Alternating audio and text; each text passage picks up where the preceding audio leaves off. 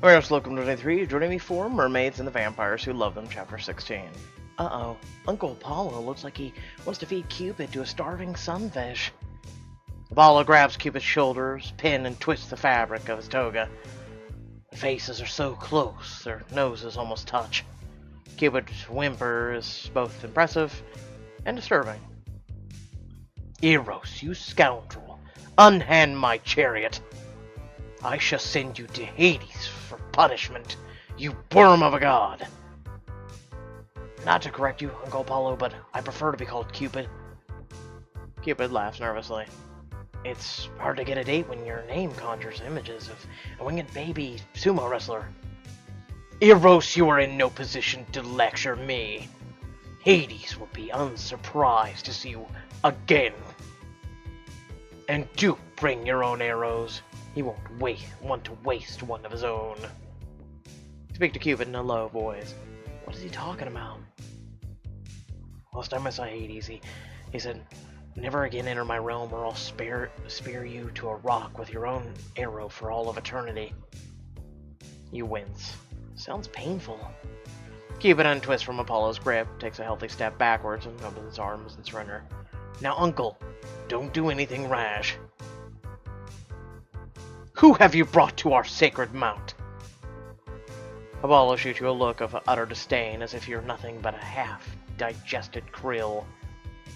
He does look like a penny-pinched oaf. Well, yes, but you bite your lip as you admire Apollo's physique, despite his unpleasant demeanor. He also looks like he could crush a lobster in the crook of those massive arms. This is Waverly Fishwater. I'm babysitting her for the headmaster, and I'm not to leave her alone lest she do something stupid. Oh, Lord Apollo. You grit your teeth and glare at Cupid, furious he's introduced you to the god of the sun and sculpted biceps as a helpless minnow. Hello, Mr. Apollo. Sir. Nice to, meet you. How adorable. Yeah, they have Cupid on babysitting to do. You cringe at being called adorable. She shall also go to Hades. What? No. The marble floor of the courtyard rumbles and cracks as if there's an earthquake, opening a massive hole next to your feet. You fight to keep your balance as scalding air rises from the hole's fiery orange depths. It burns your face when you try to peer inside. Ow, that's hot! I advise you to get used to it. Hop in already. I've got a rehearsal with the Muses in an hour. His face brightens. We're performing next week at Caesar's Palace in Las Vegas. Excellent venue. Too bad you won't be able to attend the show. Apollo seems serious about this, and despite the intriguing idea of visiting Hades' realm, now's not a good time. I have to convince Apollo to let me go. I decide to appeal to a sense of decency. Your glorious lordship and god of truth, of moral virtue. You cold? I totally get why you might think sending me to Hades for the crimes of invading your, sacred mount and hanging out with him. You point at Cupid, whose eyes are radiating arrows of contempt at you. Luckily, arrows of contempt don't all have the serious side effects of real arrows, namely death. I'm glad you see these things my way. Perhaps mermaids are more intelligent than the hammer-headed god, Poseidon. Thanks. Anyway, could you possibly find it in your heart and limitless wisdom to let me go back to school? I've heard so many great things about your many acts of kindness and godly benevolence. Apollo smiles broadly, the sun glinting off his pearly whites. You do seem like a very respectable and intelligent fish girl. All right, I shall return you to school. Thank you. Sprinkles whines. Which reminds you... One more thing. Your godliness? Yes? When we get back to school, I have something important to tell you about the alicorns.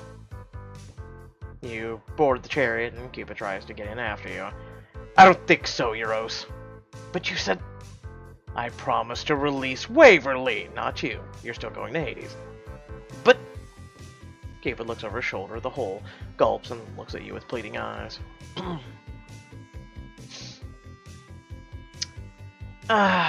Use my gifts. Faux persuasion. Cupid. I realize Eros is super irritating, but right now I really need him. And I'd be so grateful if you could let him come with me. Apollo doesn't look anywhere near sold on your charms. And by the way, has anyone ever told you that you have the most amazing muscles? Apollo puffs out his chest. Why, thank you, young merlady. All right, Eros, you may come with us to the Saltwater Academy. But you must ride Sprinkles. But... You flash Cupid a warning glare and gesture to the alicorn's back with your chin. He managed not to convulse on laughter at the sight of a Cupid struggling to mount his ride in a short toga. Sometimes I'm amazed by my self-restraint. After your safe return to the fairy tale, you inform Apollo about the alicorn's grievance. He agrees to buy them quality feed in the future. The alicorns totally love me now. Once the chariot is on its way to the sun, you turn to Cupid, who is still tugging down the hem of his garment. Time to find Shelley? Can we do that tomorrow or next year?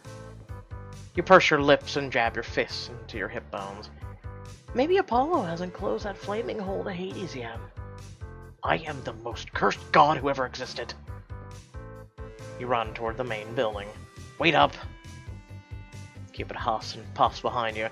You know you should be more patient with the elderly, but...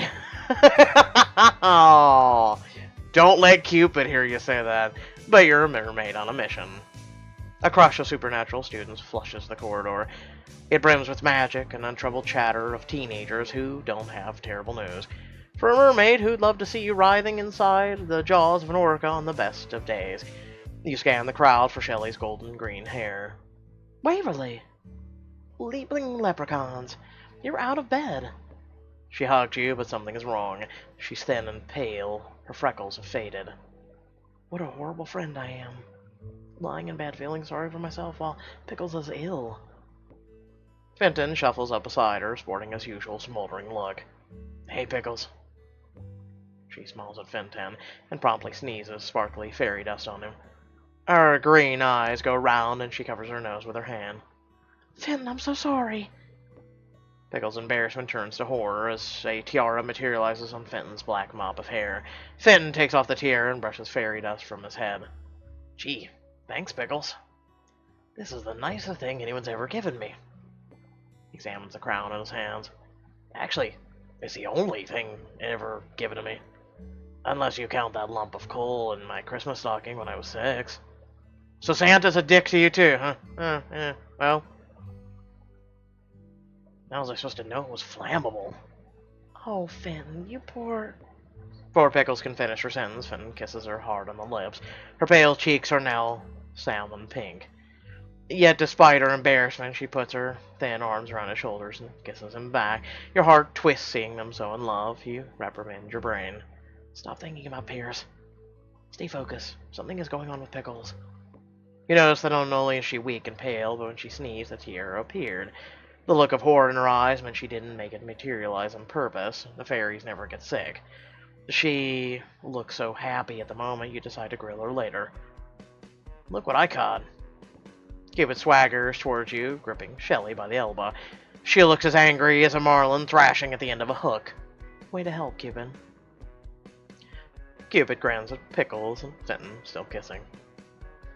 What's going on here? Shelley squirms out of Cupid's grip and yanks the tiara out of Fenton's hands. Pickles and Fenton stop their making out session and notice the rest of the world still exists. Ooh, we finally figured out what Fenton is, I see. Beautiful fairy princess. Hey, get that back. Why don't you two get a room? Shelley, I really need to talk to you. There must be something about the tone of your voice that seized her attention, because she hands the crown back to Fenton. See you later, Waverly. Bye, everyone. It seems Pickles and Fenton are taking Shelley's suggestion. They drift away like fairy dancers, holding hands, probably to find a room and make tea. As they move off, Crumpet appears, walking briskly down the hall. God damn it, go away! Black robes billowing in his wake. You try to catch his eye, but he pretends not to see you. Is he avoiding me? This is suspicious. No, no, we don't need him right now. We need to talk to Shelly. I'm not gonna let him off that easy. Oh, god damn it. You call out, testing his reaction. Hello, Headmaster. A frown flashes across Crumpet's face, but is quickly replaced by a smile that doesn't make it to his eyes. Good to see you're feeling better, Miss Fishwater. Thank you, Headmaster, sir. He pulls out a pocket watch. I'm late for an important meeting. I best be on my way. He nods at the rest of the group and slinks away, vanishing into the crowd. Hyper aware of my vampire's keen hearing, I whisper in Cupid's ear.